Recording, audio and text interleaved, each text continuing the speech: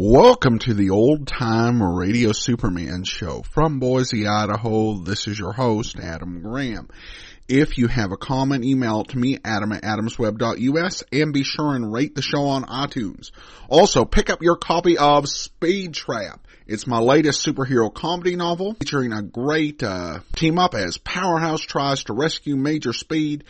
Check out Speed Trap, available as a paperback or as an audiobook through audible.com or in the Kindle store. Well, now it's time for today's episode of Superman, and we're getting started on a serial. The original air date, May the 4th, 1948, and this one's The Ghost Brigade, Part 1. Faster than a speeding bullet. More powerful than a locomotive. Able to leap tall buildings at a single bound.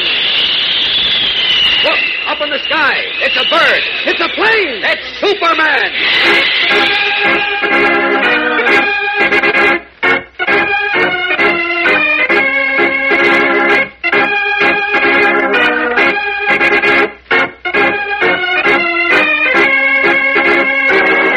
Yes, it's Superman, strange visitor from the planet Krypton, who came to Earth with amazing physical powers far beyond those of mortal men, and who, disguised as Clark Kent, mild-mannered reporter for a great metropolitan newspaper, wages a never-ending battle for truth and justice.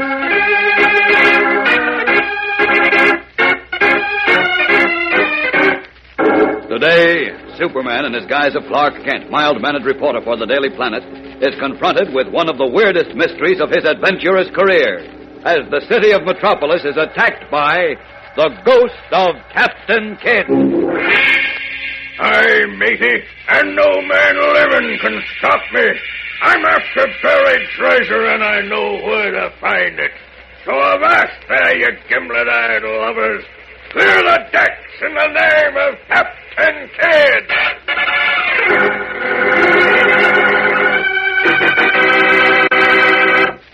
322 years ago, gang, a fellow named Peter Minuit was doing some trading with the American Indians.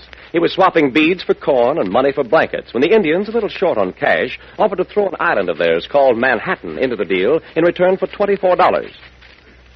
Peter Minuit consulted with his friends to make sure he wasn't overpaying and finally agreed to buy Manhattan.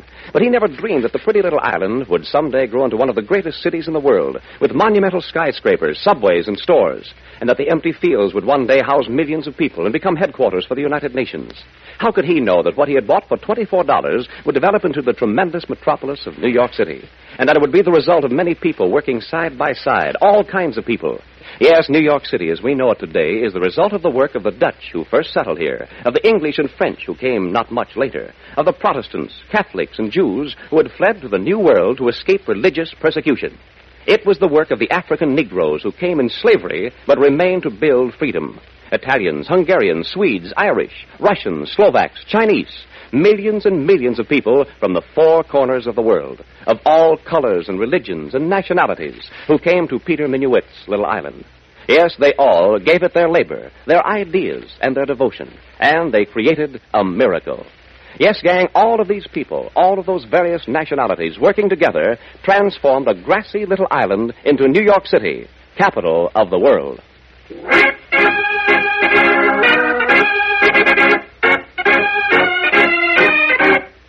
And now, the adventures of Superman.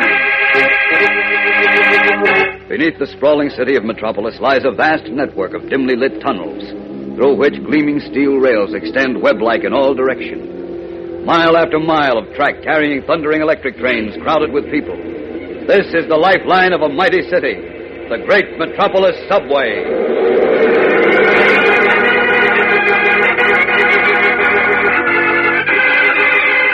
In the central traffic office, the mechanical brain of the underground subway system, two men are seated before an electrified map on which pinpoints of red and green light indicate the positions of all trains moving through the twisting labyrinth of tunnels.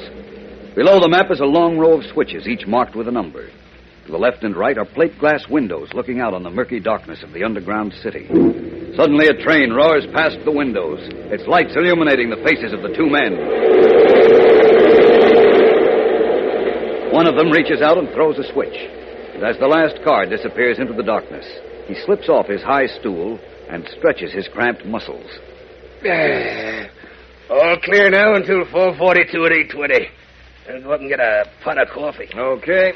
How about a cruller, Joe, or one of them jelly buns? No, thanks. Coffee will do me. Right. Alone now in the traffic office, Joe Miller, chief dispatcher, watches the illuminated map with its tiny lights blinking like red and green fireflies. He looks up at the clock, but before his eyes can reach it, he catches a reflection in the plate glass window, and he stiffens. Behind him, the door of the traffic office is opening slowly, inch by inch. Holding his breath, Joe Miller remains motionless, watching the window. Suddenly, a strange figure slips into the room and closes the door quickly behind him. Joe Miller spins around on his stool. But before he can speak, the figure lunges at him, and the ghostly silence of the underground subway office is broken by a terrified scream.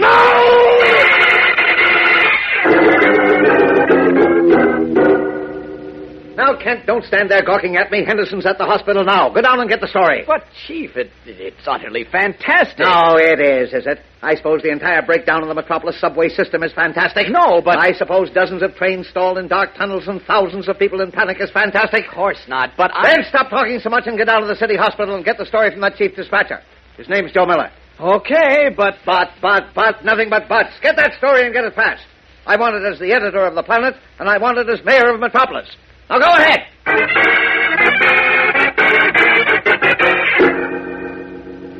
Now, look, Kent. I said no reporters, and I meant no reporters, and that includes you. Now, look, Inspector... Murphy, show Mr. Kent what the door of the hospital looks like from the outside. You're forgetting this is a hospital corridor, Inspector. You shouldn't raise your voice. I'll raise more than my voice can, believe me. Now, I've got enough trouble with this case without you byline boys hounding me. I'll be a nice fellow and go quietly. But, Inspector, you don't understand. I'm not here as a reporter. Oh, no? No, I'm the personal representative of the Honorable Perry White, mayor of Metropolis. All right, you win. But you've got to promise me one thing. Just name it. Not a word of this crazy story gets into the papers until we make some sense of it. Okay.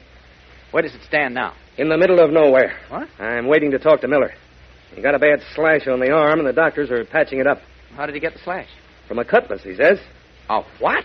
A cutlass. A pirate's cutlass. You can come in now, Inspector. Thanks, Doc. Yeah. Okay, Ken. Go easy with him. He's still pretty jittery. Don't worry. Feeling better, Mr. Miller? Yes, thank you. I'm Inspector Henderson, and this is Clark Kent of the Daily... of the mayor's office. Hello. We'd like to get your story firsthand. You won't believe it.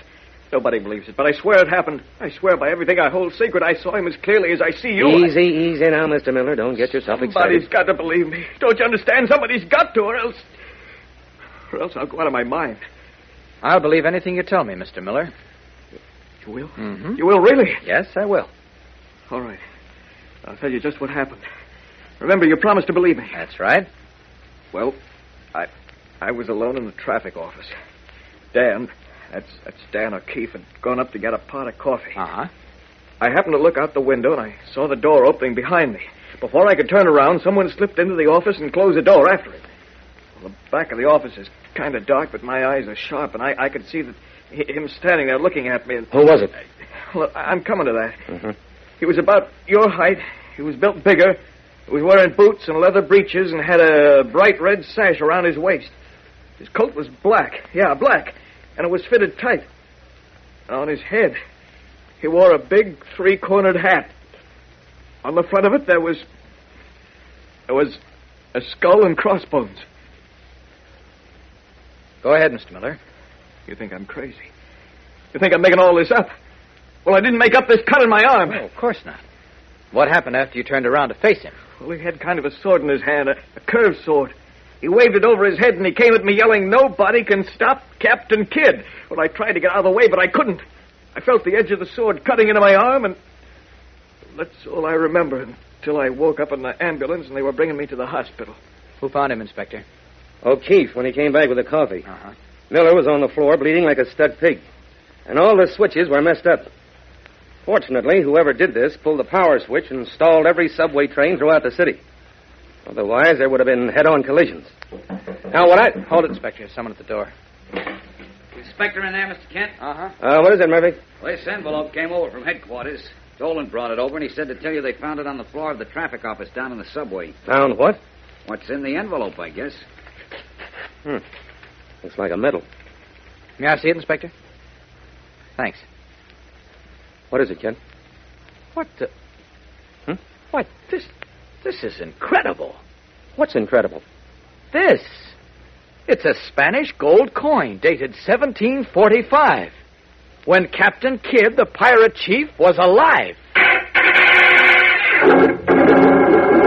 We'll be back with the startling climax of today's episode in just a moment. So keep listening. Gang, 25 years ago this week, in 1923, the first non-stop transcontinental flight was made. To Americans, that flight was something tremendous. Imagine flying across America in only 27 hours. That was speed, fella. Well, non-stop transcontinental flights are old hat today. But the new transcontinental speed record isn't. 2 years ago, Colonel W.H. Consul flew a P-80 jet-propelled monoplane from New York to Los Angeles in 4 hours, 13 minutes, and 25 seconds at the fantastic speed of 580 miles an hour. Can you imagine that? Almost the same course that it took 27 hours to fly in 1923 can be flown in 4 hours today. Well, gang, there's no two ways about it. The world has shrunk since 1923.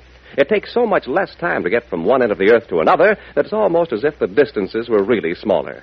That's why people say we're all living in each other's backyards. From China, France, India, Palestine, it's all just a hop, skip, and a jump right to your door. Grab a plane and you're there in no time.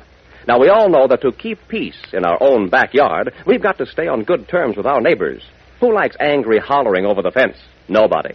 And that's what happens when neighbors quarrel. Well, the same thing goes on internationally, too. Every country is our next-door neighbor now. And if we want to keep peace, we've got to stay on good terms with them all.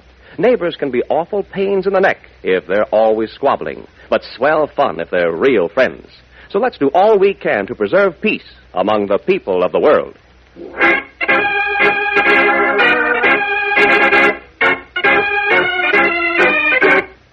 And now, back to the adventures of Superman. In his City Hall office, Perry White, recently elected mayor of Metropolis, is pacing the floor like a caged lion. Suddenly, he stops short and faces Clark Kent. I don't care what you say, Kent. I'm not going to issue a statement. If Henderson wants to issue one, let him. But, Chief, it's your duty as mayor of the city to calm people down. Thousands of them were caught in the subway this morning, and they certainly deserve an explanation. Well, what am I going to tell them? That the ghost of Captain Kidd, of a pirate chief, disrupted the subway system? Nobody said he was a ghost. Oh, what else could he be? He's been dead for 200 years. Wait a minute. Calm down for a minute. All right. All right, Mr. Kent. You solve the problem. You tell me what kind of a statement I can issue. Well, if you listen, I'll tell you. Go ahead. Go ahead. I'm listening. Very simple. You issue a statement to the effect that someone, as yet unidentified, attempted, don't forget that word, attempted to disrupt the subway system, but the prompt action of the police, etc., etc. What about the Captain Kidd business? Well, what about it? How am I going to explain that away? You don't have to at the moment. All you do is... Oh, blast that girl. I told her no calls. I thought I told you... Who? Oh, all right. Put him on. It's Henderson. Oh. Maybe I can talk him into wishing... Hello? Yes. Now, wait a minute. You're talking too fast. What? Say that again. Oh, no. What is it, Chief? The Metropolis Bank was just robbed of $500,000 by... By whom? Jesse James and his gang. First Captain Kidd, and now Jesse James, both fabulous bad men out of the past, who seemingly have come to haunt the city of Metropolis. What is the answer to this puzzling mystery? We'll know more tomorrow when Superman takes a hand. So be sure to tune in again tomorrow, same time, same station, and listen to Chapter 2 of The Ghost Brigade on The Adventures of Superman. Superman is a copyrighted feature and is brought to you Monday through Friday at this same time. Watch for the Superman Adventure serial, soon to be shown at your local movie theater. This program came from New York. Stay tuned to your mutual station for Captain Midnight, which follows in just a moment. And right after Captain Midnight, you will hear Tom Mix and his Ralston Straight Shooters. This is the Mutual Broadcasting System.